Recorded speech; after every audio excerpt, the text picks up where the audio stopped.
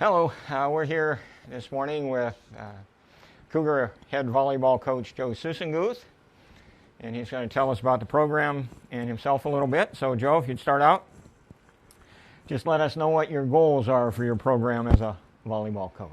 Well, I think as coaches we have high aspirations, big expectations, however you want to qualify it.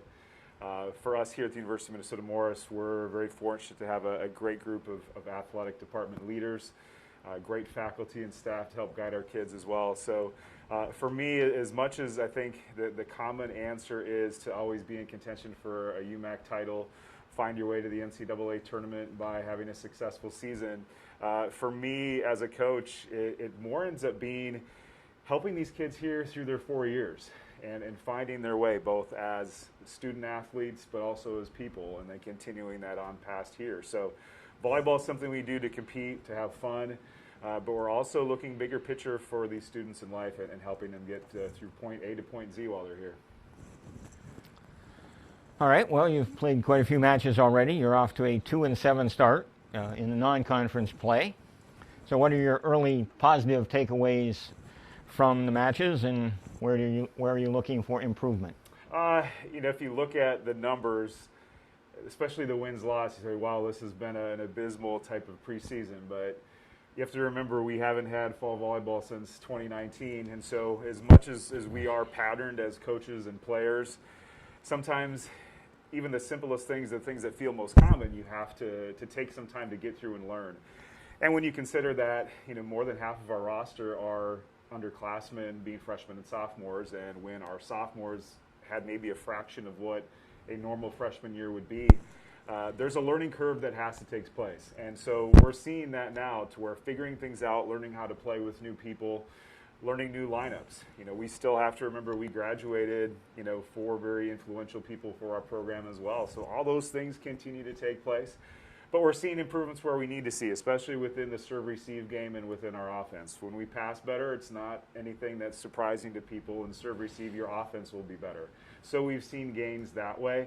The better that we serve, the stronger that we serve, the more successful we are defensively. So it's important to be patient with the process, but we've been happy with at least how we're competing. I know the wins and losses aren't there, and a few of those matches could have gone either way. But a 2-7 record, what's behind it means more to me as far as our effort, our energy, and also taking steps of individual improvement at our positions. Well, one challenge in the early season tournaments is playing 2 matches in one day, and then you're going to do that tomorrow.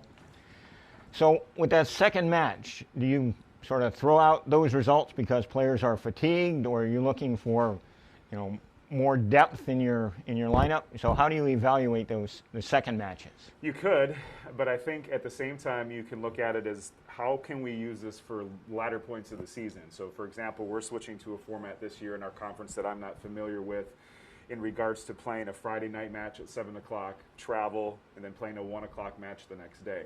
So if anything, going through some of these tournaments helps prepare us from a psychological perspective of, hey, we have to have a short memory. If things go well and we get a big win, we have to prepare for an opponent in less than 18 hours.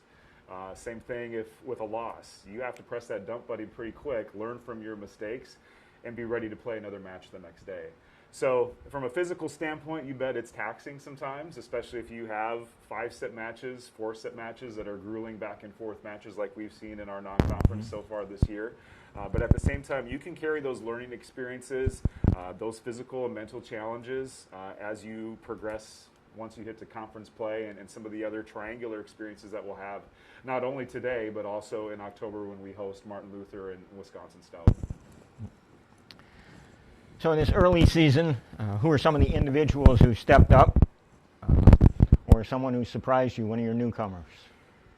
This is one that's tough for me because, I look at where we've been in the past 2 years and knowing that each one of our athletes, Gordon, I'm not trying to dodge the question by any means, but each one of our athletes have gone through a unique journey here in the past couple of years. And I think those who read box scores, look at overall stats, can see maybe who's made a name for themselves in the lineup or who's been most impressive offensively and defensively. I'm gonna just tip the nod to each one of my athletes on this one. It's a journey to get back to what fall volleyball is like, and it does take each one of them on the court to make an effort to make each other better. So even if they're not seeing court time, that doesn't mean that they're not working hard or impressing us in the practice gym. Maybe as the season goes along, I'll feel more comfortable talking about names and accolades and who's standing out. But right now, especially when we're in this first third of our season trying to figure out lineups, starting groups, roles, those things come with time. But right now, for me to just single out one or two wouldn't feel right about it. Maybe as the season goes along, I'll be more fluid with that question. Okay, well, we may be back with another interview later in the season. Sure. So Saturday you play Buena Vista at noon and Concordia at 4 at the Cougar Sports Center and webcast on Cougar Sports Network. So what do you know about the Beavers and the Cobbers? What can you expect? Yeah, with Buena Vista, it's a match that we last played them down at their place in 2019, and we were able to escape there. I think if I remember right, it was either a 4 or 5 set win. Tough environment to play in, and they play in a very tough conference and see a lot of great competition there. Those players that we saw then were mostly freshmen and sophomores, and now they're juniors, seniors, so they're an experienced group. Offensively, very versatile. I mean, they'll play their offense from pin to pin. They've got 2 strong outside hitters who swing with great speed. They've got a couple of middle hitters who can run basically anything in the playbook. They'll run behind the setter for slides.